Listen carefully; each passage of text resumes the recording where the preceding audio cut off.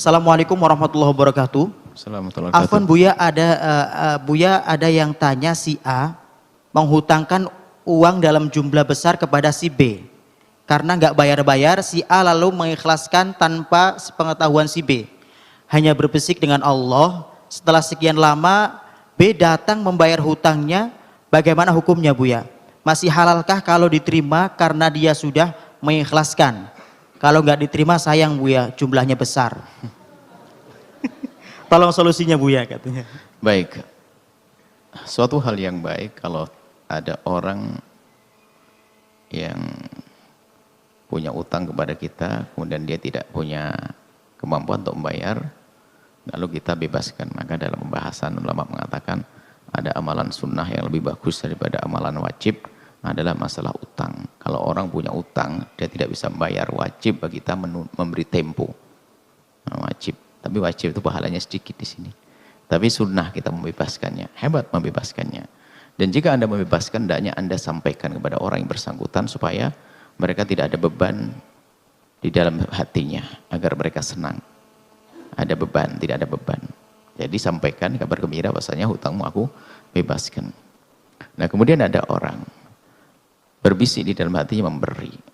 Sebab masalah memberikan membebaskan utang dan sebagainya ini adalah ada seperti hibah, memberikan,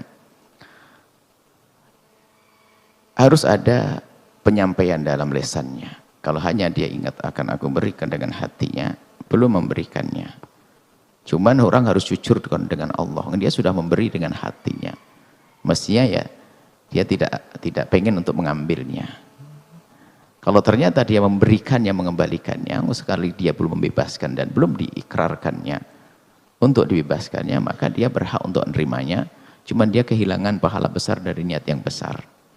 Nah, cuman kalau ada keraguan-keraguan ya, keraguan-keraguan barangkali mungkin dia sudah ngomong kepada seseorang dan sebagainya, atau istrinya atau yang lainnya, maka sudah terjadi pemberian tersebut, maka ya sampaikan aja kalau Anda masih pingin. Ya sebelumnya saya sudah pernah membebaskan, tapi kok saya kembalikan saya pengen lagi. Jadi Anda minta lagi dalam hal ini. Nah, seperti itu. Jadi ada yang terpenting justru adalah di saat Anda membebaskan utang, hendaknya Anda beritahu orang tersebut. Supaya dia tidak menjadi orang yang terus mikirin utang, atau menjadi orang cuek dengan utang karena memang orang nggak peduli. Supaya dia tidak melakukan keharaman terus, takut dianya ternyata memang nggak peduli kepada utang, maka dia melakukan dosa dong. Hatinya dosa, hatinya busuk, nggak ngerti budi, dipinjamin tapi nggak bayar-bayar. Maka kalau kita beritahu sudah aku bebaskan, seperti itu. Selagi pembebasannya adalah masih dalam hati, unek-unek antara aku dengan Allah, ya Allah akan saya bebaskan, belum pembebasan yang sesungguhnya. Karena itu seperti halnya memberi dan yang lainnya. Kita mau memberi, belum memberi. Kalau saya sampaikan, aku berikan harta ini kepada dia, maka jatuh menjadi miliknya dua. Itu pun ya di saat masalah hibah, apakah harus nanti diterima, qabul dan sebagainya dibahas oleh para ulama. Kalau masih di dalam hati, itu jelas belum pindah, belum terbebaskan di dalam hati, pembebasan semacam itu. Berbeda apa namanya? Kalau urusan pahala sih dapat, saya ingin membebaskan nanti saya. Tapi ya itu, kalau ternyata dia mengembalikan, ya dia sah-sah aja mengambilkan, duitnya gede lagi dan sebagainya. Ambil duit Anda, cuman niat baik itu jangan ditarik lagi. Sudah sedekah kalau diambil, bukan sudah niat sedekah, niat kebaikan, kenapa tidak diteruskan? Sudahlah, berikan kalau sudah niat. Dan kami himbau kepada orang-orang yang punya uang pada orang lain itu, Anda tidak boleh memaksa dia untuk membayar. Sehingga ada fanadiratun ila maisarah, ini hal yang lebih penting. Karena gaya hidup kita ini gaya hidup kayak dunia perbankan, main cabut, main ini dan sebagainya, memaksa orang untuk membayar utang. Sementara wajib bagi kita untuk memberi tempo.